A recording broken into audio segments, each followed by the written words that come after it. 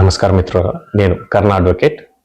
నిన్నటి రోజున Telangana high court single screen థియేటర్లలో పార్కింగ్ ఫీజు వసూలుకై విడుదలైన జీవో 121 పై నిలుపుదల చేస్తూ తీర్పును వెలువరించింది.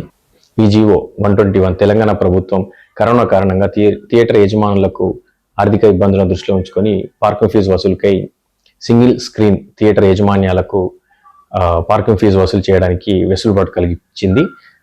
ఈ జీవో పైన ప్రేమ్ రమావత్ హైదరాబాద్ దిల్సుఖ్ నగర్ చెందిన కోనార్క్ థియేటర్లో పార్కింగ్ ఫీజు వసూలుపై ఛాలెంజ్ చేస్తూ హైకోర్టును ఆశ్రయించడం జరిగింది. అట్టి రిట్ పిటిషన్ పైన ఈ ఆదేశాలు జారీ చేయడం జరిగింది. ఇది సామాజిక కార్యకర్త న్యాయవాది విజయ్ గోపాల్ గారి విజయంగా చెప్పుకోవచ్చు.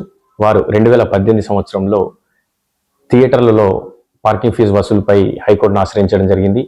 దాని ఆదేశాల ప్రకారం ఇప్పటి వరకు మల్టీప్లెక్స్ల యందు ఉచితంగా పార్కింగ్ ఫెసిలిటీ థియేటర్ యజమాన్యాలు ప్రొవైడ్ చేస్తున్నారు. నిన్నటి ఆదేశాలతో ఇప్పుడు ప్రతి ఒక్క థియేటర్లో కూడా ఉచితంగా పార్కింగ్ ఫెసిలిటీ కల్పించడం జరుగుతుంది. ఇది సినీ ప్రేక్షకులకు ఎంతో ఆనందమైన వార్తగా చెప్పుకోవచ్చు.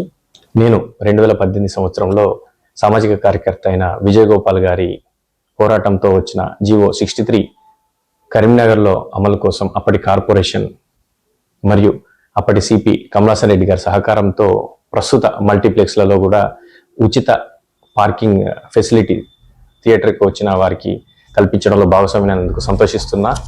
దాని పోరాటంలో భాగంలోనే అప్పుడు మా పోరాట ఫలితంగానే ప్రస్తుతం ఇప్పుడు కరీంనగర్లో ఉన్నటువంటి ప్రజలు సినీ ప్రేక్షకులకు ఉచితంగా పార్కింగ్ ఫెసిలిటీ కూడా అందుతుందని చెప్పడానికి సంతోషిస్తున్నాను. ఈ పోరాటంలో నేను కూడా భాగస్వామ్యమైనందుకు గర్వంగా ఫీల్ అవుతున్నాను. మీ కర్ణ అడ్వకేట్.